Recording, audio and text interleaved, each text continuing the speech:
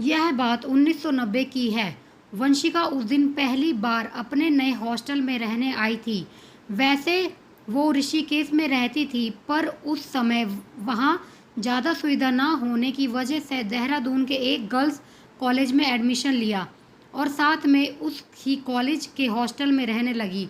और वो जिस हॉस्टल में रहने आई थी, उस हॉस्टल के बच्चों का कहना था कि यहाँ कई सारे भूत रहते हैं, क्योंकि उनका जो यह हॉस्टल था वो एक कब्रिस्तान के ऊपर था। इस हॉस्टल को एक अंग्रेज ने बनवाया था।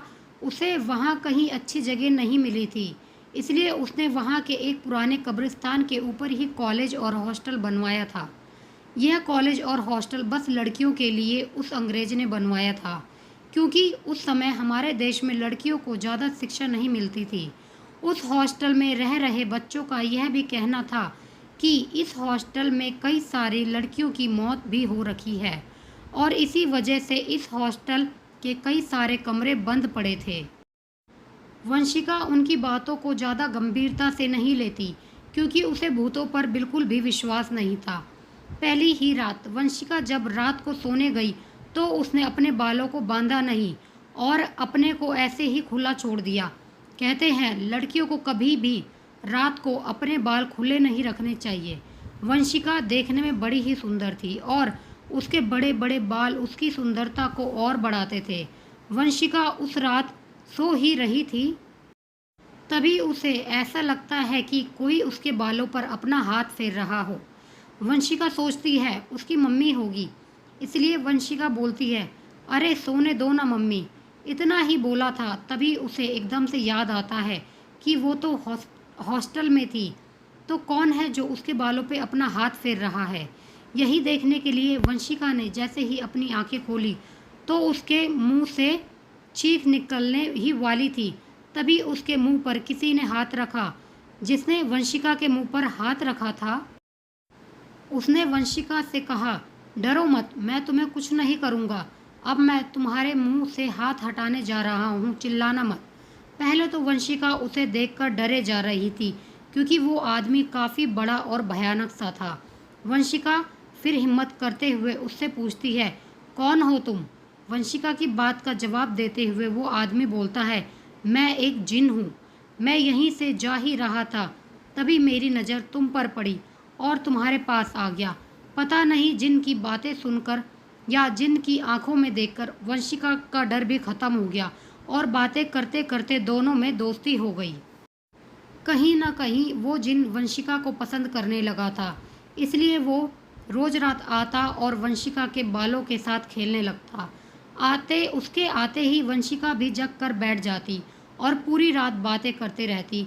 वो जिन रोज रात को आता तो था, पर वंशिका के अलावा किसी और को नहीं दिखाई देता था और वंशिका के साथ के रूममेट उसको पागल समझने लगे थे, क्योंकि वो सोचते थे कि वंशिका रात में अकेले अपने आप से बातें करती है।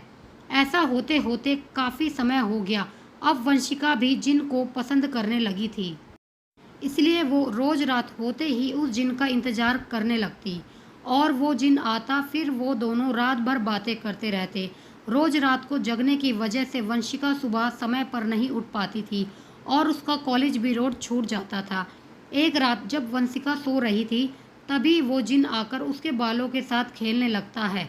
तभी वंशिका की एक रूममेट ने वंशिका के बालों को अपने आप हवा में उड़ते देख लिया और वह उन सबने और उसने अपना रूम चेंज कर लिया। अब सब हॉस्टल में वंशिका के साथ रहने में भी डरने लगे। एक दिन जब वंशिका के घर वाले वंशिका से मिलने आए तो सबने उसके घर वालों को सारी बातें बता दी कि किस तरह वंशिका के बाल रोज रात को अपने आप उड़ने लगते थे, तो और वो पता नहीं किस से पूरी रात बात करती रहती है। उसके घर वाले सारी बात को समझते हुए वंशिका के पूरे बाल छोटे छोटे करा देते हैं। वंशिका तो अपने बालों को नहीं कटवाना चाहती थी, क्योंकि उसे पता था उस जिन को उसके बाल सबसे ज़्यादा पसंद थे, इसलिए वो कटवाने से मना करे जा रही थी। पर उसके घर वालों ने ज़बरदस्ती उसके बाल छोटे छोटे करवा दिए और जब रात हुई तो जिन आया रोज़ की तरह वंशिका से मिलने। तो उसने देखा वंशिका ने अपने बाल कटवा दिए हैं। तो यह देखकर उस जिन को बड़ा ही गुस्सा आया और वंशिका को पूरी रात मारता रहा। उसके चीखने की आवाज़ पूरे हॉस्टल में गूंज रही थी, पर किसी के अंदर हिम्मत नहीं थी कि वो वंशिका के रूप में चले जाए।